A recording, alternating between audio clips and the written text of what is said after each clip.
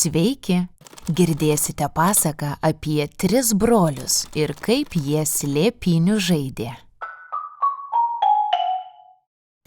Jau gana seniai, prieš 100 žiemų ir 100 vasarų, gyveno savo 3 broliai. Ratas, trikampis ir kvadratas. Ratas buvo pats jauniausias, todėl gerai padykęs ir nutrūktgalvis. Jis galėdavo kiaurą dieną ridinėtis po laukus, kūlversčiais, bet galva jam kažkaip vis tiek nenusisukdavo. Nagi apsiramink, visai galvą pamesi, drausdavo jį vyriausiasis brolis Kvadratas. Negaligi pamesti, ko niekada ir neturėjai, pasišaipydavo vidurinysis brolis Trikampis. Bet Ratas neimdavo brolių žodžių galvon, gal todėl, kad tikrai nelabai jos ir turėjo, ir šėldavo savo toliau. Labiausiai jam patiko ridentis nuo pakalnių, nes taip gerai įsibėgėdavo, ko neskrisdavo, o tada pliukšt, salto jų peliukšti ir teka savo pasroviui visą savimi patenkintas. Ir dulkės taip nusiprausdavo, kad namo švaresnė sugrįžtų ir broliai dar labiau nesupyktų. Vidurinysis brolis Trikampis buvo kur kas ramesnis, nors kartais irgi mėgdavo padūkti su jaunėliu. Šokinėdavo strimgalviais paskui ratą nuo vieno kampo ant kito kampo, bet šitaip ir užsigaudavo. Auč, ai, man jau visai kampai su tavim belakstant nusidaužė. Ir tikra tiesa, jo 3 kampai gerokai nusibrozdindavo, o kartais vienas, kuris net atskildavo. Tada Trikampis supykdavo, žinoma, ant rato ir sakydavo, čia viskas per tave, ir eidavo skųstis pas vyriausiąjį brolį. O Kvadratas tai jį paguosdavo, užklijuodavo tą nuskilusį kampą, papūsdavo. Mat vyriausiasis brolis buvo labai rūpestingas ir atsakingas, ir tvarkingas, nes visos jo kraštinės viena kitai visiškai lygios.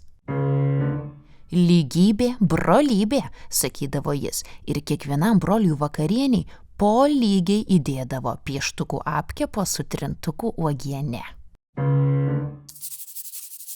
Bet nors rimtas ir atsakingas, Kvadratas geras buvo ir savo jaunesnius broliukus tikrai mylėjo. Todėl vieną dieną tarė: pažaiskime, broliai, slėpynių. Aš skaičiuosiu iki 10, o jūs turėsite gerai pasislėpti. Valio, žaidžiam! Iš laimės vos nesprogo Ratas. O kas bus, jeigu mes taip gerai pasislėpsim, kad tu mūsų nesurasi? Paklausė Trikampis. Kur jau nesurasiu, nagi kada nors vis tiek surasiu, atsakė Kvadratas ir užsimerkęs ėmė skaičiuoti. Ratas gerai įsirėdėjo į upeliūkštį, atšoko, pašoko, tada dar syk, kol kaip kokia raketa sviedė aukštai į dangų.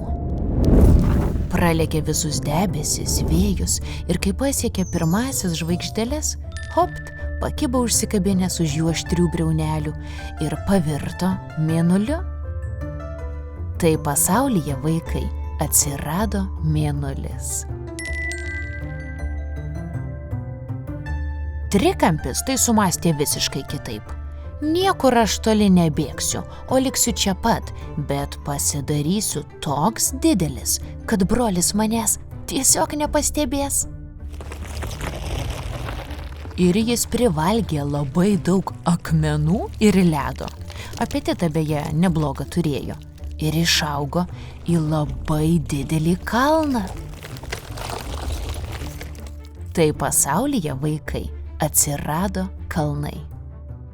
Ir kai Kvadratas galiausiai tarė 10 ir atsimerkė, tai pasaulis jam pasirodė kitoks nei buvo prieš tai. Dabar kažkas didelis užstojo vėją, todėl buvo šilčiau. Ir nors kol skaičiavo, tai ir naktis atėjo, bet kieme buvo visai šviesu, lyg lempa kokia šviestų.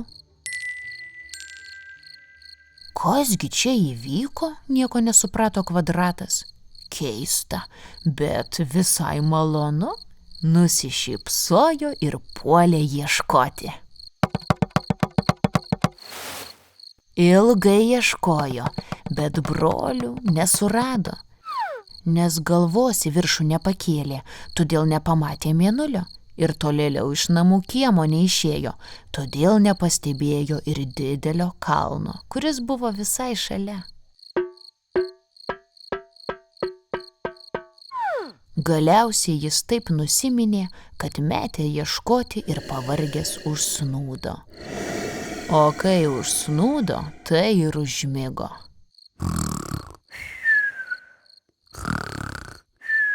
Kai 3 dienas iš eilės nepajudėjo iš vietos, ant Kvadrato įsitikinusi, kad dabar jau saugu, užšoko katė. O tada atėjo žmogus ir pastatė ant Kvadrato stogą, kad apsaugotų katę.